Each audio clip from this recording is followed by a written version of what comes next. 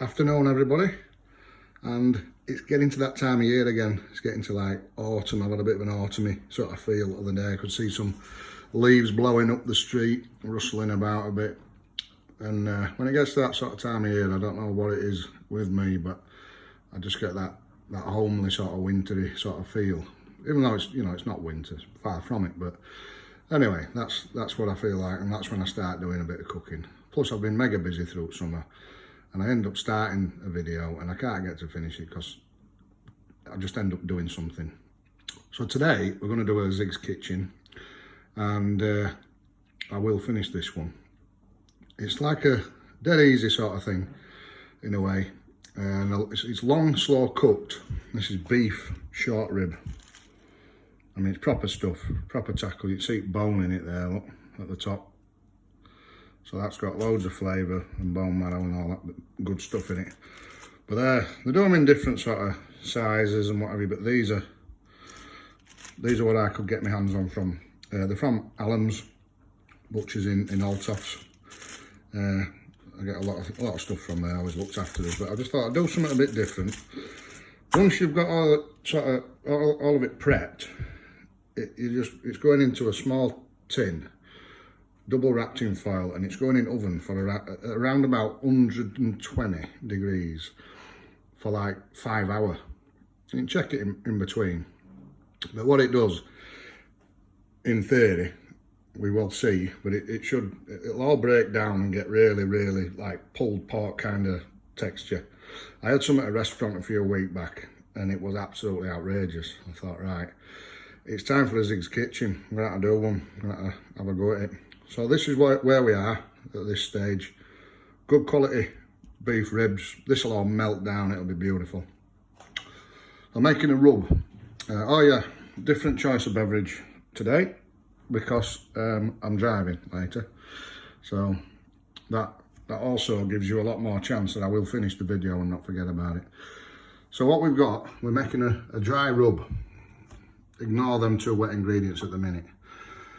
So we've got 3 or 4 teaspoons of, forget what it's not demerara, it's finer than that, sugar, brown sugar. And then we've got some pimento, you can either use that one. Get a decent one. This is a hot one. They do a sweet smoky one, but I can't keep hold of it. So we've got onion granules, where are we? Yeah, there. Onion granules, a teaspoon of black pepper, teaspoon of cumin, sort of 3/4 of a teaspoon of regular salt, and that is, it's a good Dijon mustard, it's one of my favourites. And then you've got a teaspoon of garlic here. So a big clove like that, or a teaspoon. It's not hard and fast, but what I would suggest at this stage is substituting the garlic for garlic powder, teaspoon of, or 3/4 of a teaspoon maybe, and also the mustard. Coleman's will do it, the yellow regular mustard powder, some of that, because all this is going to get mixed together. So it make it easier, I just didn't have them ingredients in powdered form. So you're making a dry rub here, that's all we're doing.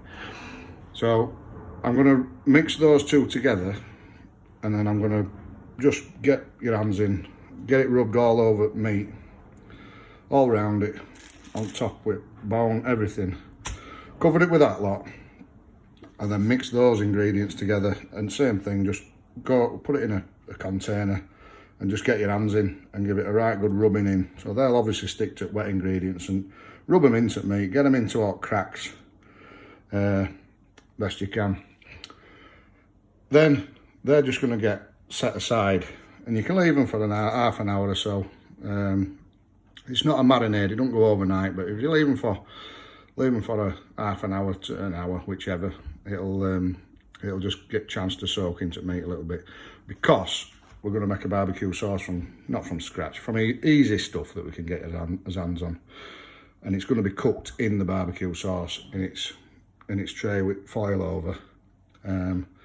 They will produce their own sort of stock, hence with bone in, so you can add a drop of water to it as it's cooking, you know, but it should produce its own stock quite well, so that'll flavour barbecue sauce. So I'm going to leave that where it is now. Do what I've said with this and set it aside, and then I will show you how to make the barbecue sauce, which is dead simple.